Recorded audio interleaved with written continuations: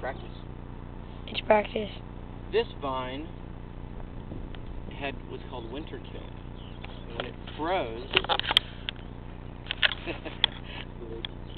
when it froze, you can see the trunk, we had to cut it all the way back. So the vine, thankfully, threw up a bunch of new shoots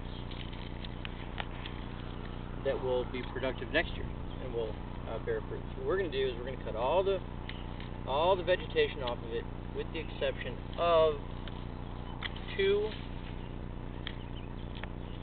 runners, these 2, that will grow probably 2 feet by tomorrow. Maybe not that much, but a lot. And then those will come up next year, and those will be our fruit zone. What we're doing right now is a practice called fruit thinning.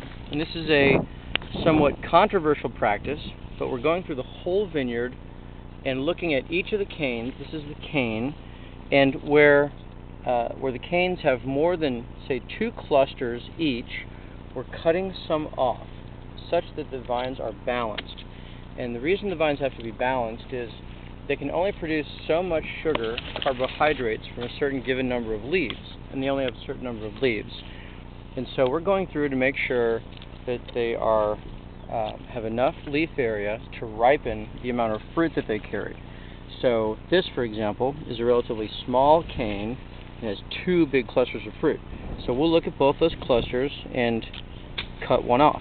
And we'll do that throughout the entire vineyard. And also, any clusters that have a little goofy small berry thing going on, we'll also take those off.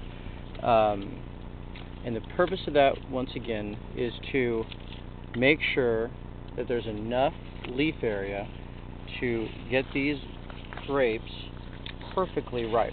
Not just purple, not just sweet, but perfectly ripe, so that this makes a perfect Petite Syrah wine, which is what this variety is.